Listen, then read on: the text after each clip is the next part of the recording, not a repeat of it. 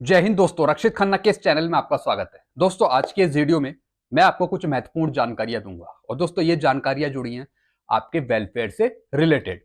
और दोस्तों कुछ लीगल एडवाइस भी मैं आपको दूंगा, वो भी आपकी हेल्प करेगी। तो दोस्तों ये वीडियो आपके लिए बहुत इंपॉर्टेंट होने वाला है, इसलिए इस वीडियो को आप शुरू से लेकर आखिरी तक देखेगा।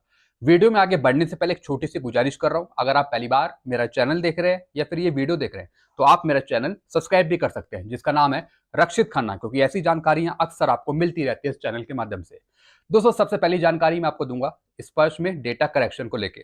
बहुत सारे पेंशनर हैं, चाहे वो आर्मी के हों, चाहे वो नेवी के हों या फिर एयरफोर्स के हों, जिन्होंने अपना डाटा करेक्शन के लिए दे रखा है स्पर्श पे, लेकिन अभी तक वो प्रोसेस में है या फिर वो ठीक नहीं हो पाया है, आपका डाटा करेक्ट नहीं हो पाया। इसके लिए आपको क्या करना पड़ेगा दोस्तों, आपको एक लेटर फॉरवर्ड करना पड़ेगा अपने रिकॉर्ड के नाम। अगर आप आर्मी के पेंशनर हैं, एयरफोर्स के पेंशनर हैं या फिर नेवी के पेंशनर हैं, यानी स्पर्श में रिक्वेस्ट डालने के बाद भी आपको रिकॉर्ड को बताना पड़ेगा कि ये गलतियां चल रही है।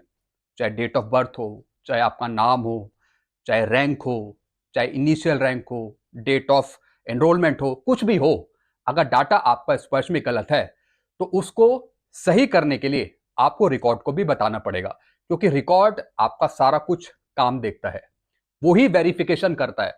तो आपने अगर स्पर्श पे रिक्वेस्ट डाल दी है और वो इनकम्प्लीट है या फिर प्रोसेस में है, अभी तक कंप्लीट नहीं हुई है, तो रिकॉर्ड को भी एक बार सूचित करें, रिकॉर्ड को भी जरूर बताएं, ताकि रिकॉर्ड भी अपने बेस पर कार्रवाई कर सके आगे। क्योंकि सारी अथॉरिटी दोस्तों सिर्फ स्पर्श ही नहीं है, मेन अथॉरिटी जो है वो है रिकॉर्ड।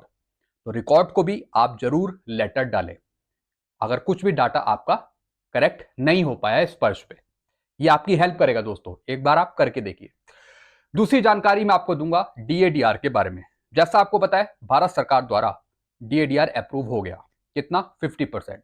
अब दोस्तों 50% होने से जो भत्ते बढ़े वो अभी तक डिपार्टमेंट द्वारा या फिर पेंशन डिस्बर्सिंग एजेंसी द्वारा नहीं दिया गया है।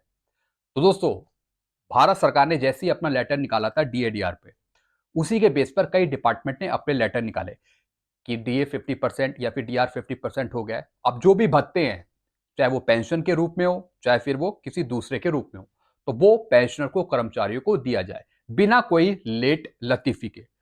तो अगर आपको भी भत्ते बढ़े हुए नहीं मिले, चाहे वो रिस्क एंड हार्डशिप अलाउंसेस हो या फिर चिल्ड्रन एजुकेशन अलाउंस हो, तो आप नीचे कमेंट करिए, क्योंकि 50% आपका अप्रूव हो गया और अब इसी महीने से यानी अप्रैल के महीने से ही आपको बढ़े हुए भत्ते मिलेंगे 50% डीएडीआर के हिसाब से। और जो आपकी पेंशन है वो तो आपको मिलेगी 50% डीएडीआर के साथ। जो आपकी सैलरी भी है वो भी आपको 50% डीएडीआर के साथ मिलेगी। तो इसमें कोई कंफ्यूजन नहीं होना चाहिए कि आपको कुछ मिला नहीं। तो जो भी भत्ते हैं वो आपको सब कुछ 50% डीएडीआर के साथ ही मिलेंगे। तीसरी जानकारी मैं आपको दूंगा एंट्री लेवल पे या फिर एमएससीपी के लिए।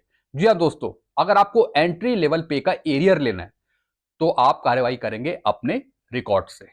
इसमें पेंशन डिस्बर्सिंग एजेंसी का कोई काम नहीं है, आपको अपनी कार्रवाई करानी पड़ेगी अपने रिकॉर्ड के माध्यम से। जिला सैनिक बोर्ड से आप एक लेटर फॉरवर्ड कराएंगे, एक फॉर्म भरकर भेजेंगे सीधा अपने रिकॉर्ड को। और जो भी आपकी बेसिक होगी 1/1/2006 से, अगर उससे कम फिक्स कर रखी है तो दोस्तों फिर आपको उसी के डिफरेंस का एरियर मिलेगा।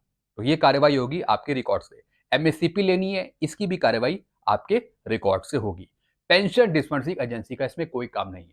सबसे पहले जिला सैनिक बोर्ड, उसके बाद रिकॉर्ड ऑफिस, फिर पीओआर, फिर पीओआर के बाद फिर रिकॉर्ड ऑफिस, फिर रिकॉर्ड ऑफिस के बाद पीसीडीए, सीडीए, फिर स्पर्श। इस तरीके से आपके पेमेंट का भुगतान होगा। ये एक चैनल है, अगर आपको सही चैनल पता है तो फिर आपको कोई दिक्कत नहीं होगी। अगली जानकारी दोस्तों मैं आपको दूंगा फिक्स मेडिकल अलाउंस को लेकर। बहुत से पेंशनर्स हैं जो दोनों चीज नहीं ले रहे, ना ही एफएमए ले रहे हैं, ना ही ईसीएचएस की फैसिलिटी ले रहे हैं। तो आपको करना क्या है दोस्तों, आपको जाना है ईसीएचएस डिपार्टमेंट। जी हाँ दोस्तों, आपको एक फॉर्म दिया जाएगा ईसीएचएस डिपार्टमेंट पे, आप उसे भरेंगे और आप ईसीएचएस में एनरोल होंगे। जो ईसीएचएस की फैसिलिटी नहीं ले रहे, जो 2003 से पहले आए हैं, अगर आप एफएमए का पैसा नहीं ले रहे तो आप ईसीएचएस की फैसिलिटी ले सकते हैं, ईसीएचएस में ज्वाइन हो सकते हैं।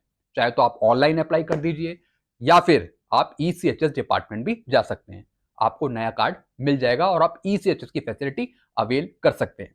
अगर पेंशनर की डेथ हो गई है तो वाइफ भी ईसीएचएस की फैसिलिटी ले सकती है। फिर दोस्तों मैं आपको अगली जानकारी दूंगा अप्रैल की पेंशन को लेकर। काफी पेंशनर कह रहे थे क्या सर इस बार अप्रैल की पेंशन लेट आएगी, कब आएगी, कितना परसेंट डीएडीआर उसमें इंक्लूड होगा। दोस्तों जो आपको अप्रैल की पेंशन मिलेगी वो मिलेगी आपको 30 अप्रैल को स्पर्श की तरफ से, और बैंक के थ्रू जो आपको पेंशन मिलेगी वो आपको मिलेगी 25 से 30 अप्रैल के बीच में। 25 तारीख से 30 अप्रैल के बीच में आपको बैंक के थ्रू पेंशन मिलेगी अगर आप बैंक से पेंशन ले रहे हैं। स्पर्श की मैंने आपको बताई 30 अप्रैल को, और जो आपकी ये दोनों पेंशन मिलेगी, चाहे आप बैंक के थ्रू पेंशन ले रहे हो या फिर स्पर्श के थ्रू पेंशन मिल रहे हो, ये आपको मिलेगी 50% डीआर के साथ।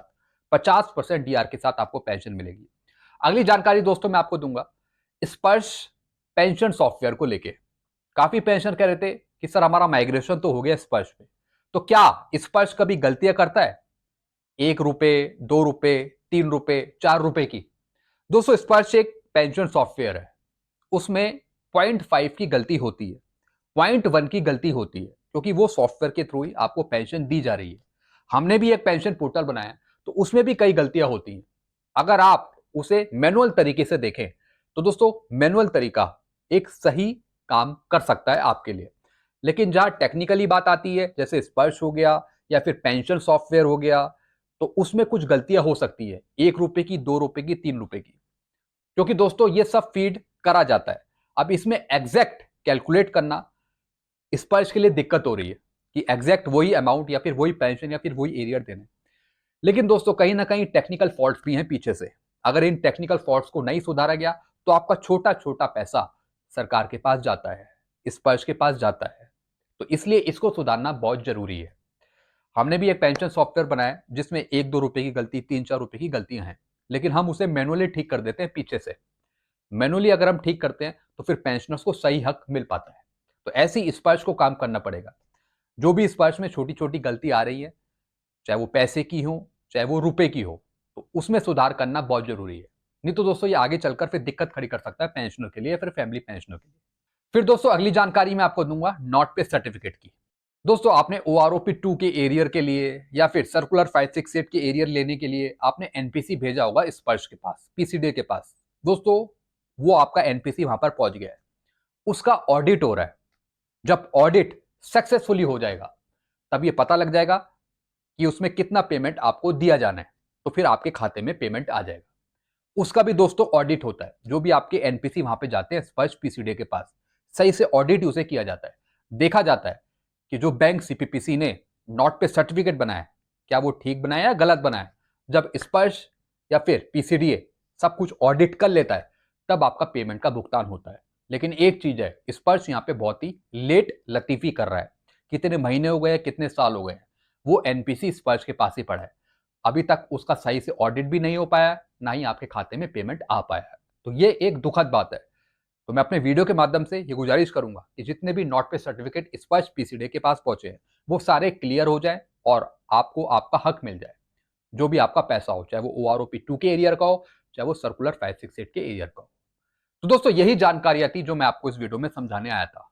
आई होप सारी जानकारी आप अच्छे से समझ गए होंगे। आपको और कुछ पूछना हो तो आप नीचे कमेंट कर सकते हैं, क्योंकि ऐसी जानकारियां अक्सर मैं लाता रहता हूं उस चैनल के माध्यम से।